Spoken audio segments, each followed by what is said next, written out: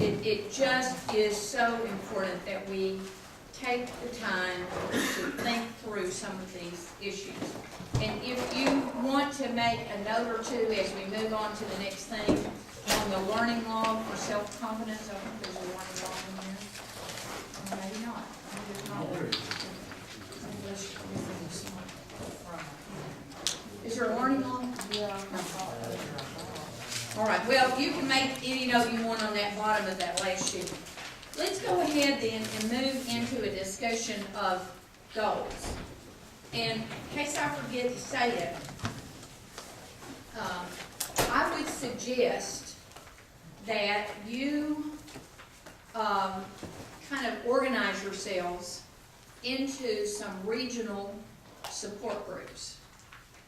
It may be that you have issues that are content oriented. You know, there are always two functions moving at the same time. One is content and the other is what? Process. Did I not talk about this? Organizationally, from an organizational standpoint, always you're going to have two things happening, content and process.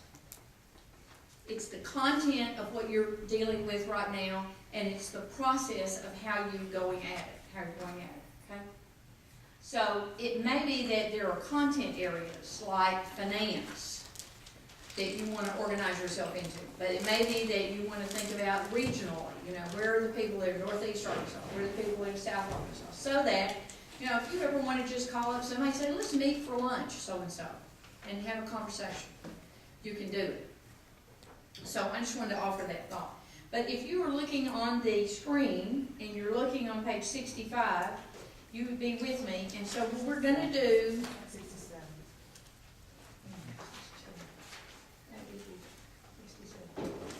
Oh. The words that are on the screen are on page 67. That's right. You almost got it. Page 65 is where the thing starts for you. And the issue of how, our objective for this is how to transfer the learning that we've had here into, learn and skills into professional and personal life. And so that's one thing. Second thing is understanding how to write goals and what SMART goals are. And so on the screen you have, and on page 67, you have the explanation of goal setting, that goals can be both short range and long range. They should challenge you. Goals should challenge you. You know what a rut is, by the way? Who knows what a rut is? Tell us what a rut is, Valerie. Well, all in the road, I'm playing. Yeah, okay, all in the road. All in the road. A rut is a grave with both ends knocked out. See? So if you're in a rut, you're in bad shape, right? So we don't want to be in a rut. And life goes on, you know, like I said, I hope nobody has the thing of checking out. So life goes on. So what is going to happen if you don't set goals? You're going to get in a, yeah, great. You heard me. So we don't want to get in a rut. We want to just keep on moving, keep on growing, keep on doing. You know, people have said, I don't know if you figured out a 38-year career. That was written on that paper. I almost didn't tell you that. I'm 38 years now from the day I first started my professional career. Graduated and moved to Washington, D.C. to start working. And so, you know, I mean, 38 plus 22 is how many? So I'm starting to think about, when am I going to get tired of this, you know? Okay, well, some people say, you can't be retired. Well, maybe not, but, you know, I may grow into something different, see? So I will likely be doing something professionally or challenging personally for my whole life. When I get in the nursing home, I'm going to be organizing the place, right? I'm going to be talking about, let's set some goals here. Okay? So we're never going to stop having the need for this kind of experience. Now, goals must be, greetings, Dr. Franklin, come and join us. There's the code table.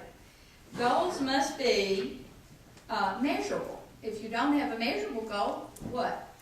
You don't know whether you accomplished it or not.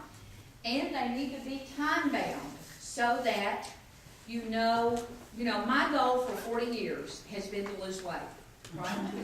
Well, here I am 40 years later, and I still have the same pounds that I had then. So if I had had a little more, short-term goals along the way that kind of added up to the long-term and had some time-bound issues with it, that would have helped me to really make a difference. Okay, now, what are some ways, also on your page 67, to help yourself set goals? What's the first one? Visualize the end result. So, one thing I could do would be to visualize how much healthier I would be, so on and so forth, if I really got serious. Writing the goals down. If I just keep thinking for 40 years, I gotta lose weight. But that's not getting me where I need to be, right? Having an action plan for the sub-steps. What is it that I need to do incrementally to get to where I need to be? All of this makes a huge difference in whether you can actually do it.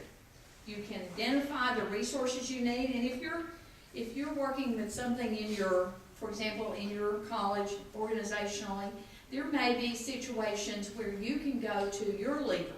Steve, that may be the reason all those people are lined up outside your door. They want to talk to you about the resources they need for achieving their goals. So it may be that you go to your leader at work, maybe your spouse, your partner, your friend, and say, if to your friend maybe, I know someone who's doing Weight Watchers online very well, very successful with it. So I might say to her, I really need this help. If you would help me, this is a resource. Look at those goals often. I know someone, the very first person who ever showed me that he carried his goals in his wallet at that time. Maybe you would carry them on a PDA then. He had a goal. And he came pretty close to it. He didn't quite get there, but he may still make an effort. And if you keep a log or a diary of your accomplishments, what does that do relative to what we just experienced? Helps keep you focused and gives you more what? Validation, exactly, and confidence. Okay, and then what did Dr. Bailey talk about yesterday in regard to goal setting and accomplishments? What's that? Chocolate, right, she did. She said, let's reward ourselves frequently. So we know that, if we believe the research that salary is not a satisfier, then what is? Some type of reward, and giving your people a reward for what they do, giving yourself a reward. If I ever make that goal, hey, I'm gonna make Dillard's into a new, more successful business, because I'm gonna be in there buying new clothes, and that's gonna be my reward. So in your notebook on page 68, you have an article that talks about goals. The characteristics of effective goals. That's what we want you to be thinking about. And by the way, we're talking a little bit individual here, but these issues apply to your what? Organization, right? So when you're doing strategic planning, these are issues and characteristics of effective goals that you want to be sure and include. So on the next page, there is an acronym. On the bottom of page 69, there's an acronym there that we can use, makes the word SMART. The little trick is it has 2 R's in it, so you have to kind of remember that. That gets me upset sometimes if I don't remember that. But somebody read that acronym. What does that stand for? Specific, measurable, attainable, realistic, relevant, and time-bound. Okay. Could you hear? We got them written there for you. So those are the functions of effective goals in a nutshell, so you can remember them.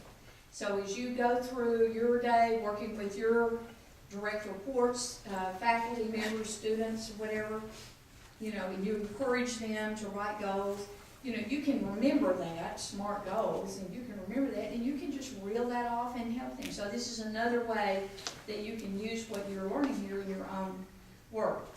So, in the next page, just a little summary, and then on page 71 is a worksheet for what?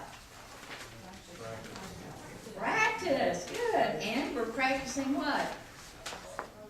Goal setting, okay? So what I want you to do is have some quiet time. We're just gonna take about 10 minutes, not gonna leave the room this time, to think about what your goals are, you know?